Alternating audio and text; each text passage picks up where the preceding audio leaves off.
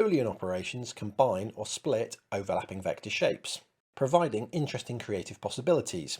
I'm Jeremy from the Artifacts Forge, and I'll teach you how to use Booleans while creating a design. First, I'll show you the add operation and make the body for our fish design. Add merges any overlapping or touching shapes, creating a compound path. I've created two vector shapes. I'm selecting them and heading to the context toolbar to find the Boolean operation buttons. Then hitting the Add button to merge the shapes. When merged, the compound shape takes the colour, gradient or other fill attribute from the lower shape. And there's no limit to the number of shapes you can merge, but Booleans work with fill shapes only and not strokes. If the combined shapes don't overlap, they'll still merge into one Layers panel icon and act as a single shape when edited, whilst keeping the appearance of two separate shapes in your document. Next we have Subtract. This removes any overlapping shape areas, and I'm using it to create the fish's head and mouth. I'm selecting the two new shapes and hitting the Subtract button. The colour from the bottom shape is used and the non-overlapping areas from the top shape are deleted. Each Boolean icon helpfully illustrates what the operation does. The solid area shows what is kept and the dashed area shows what's removed when each operation is used, making these icons a helpful reminder of how to use each operation. Now I'm using the Intersect Boolean operation to create part of the tail. Intersect creates a new object from the overlapping areas of two objects. In this case, I'm overlapping the circle and square to create a quarter circle.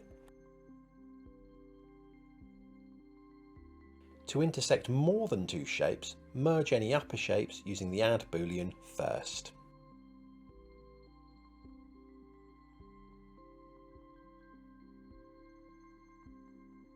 Or make sure all shapes share an overlapping area.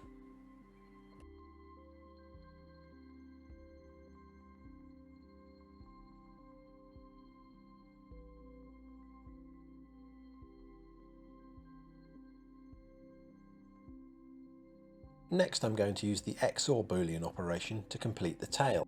XOR does the opposite of intersect, by merging the selected objects and turning overlapping areas transparent. This is the Boolean I use least, but it provides some interesting opportunities for shape creation.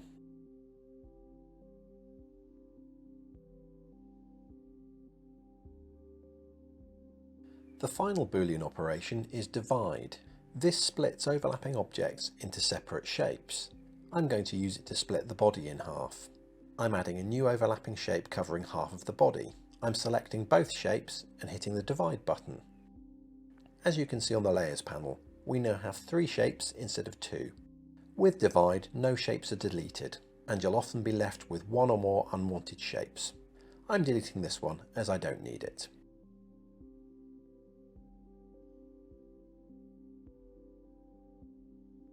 I'm now going to add the fish scales and demonstrate a handy Boolean feature. I'm overlapping two circles and using the Subtract Boolean operation. But when I click the Subtract button, I'm holding the Alt key.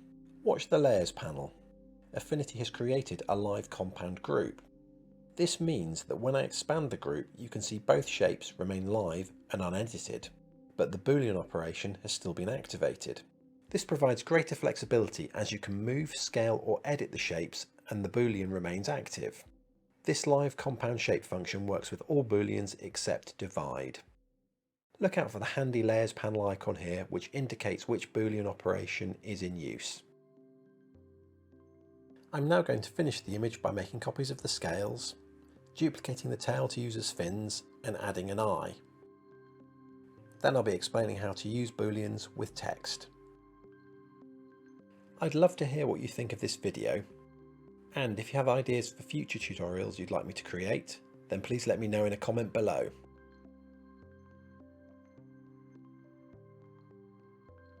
All Boolean operations can be used with text, but your text will be converted to curves.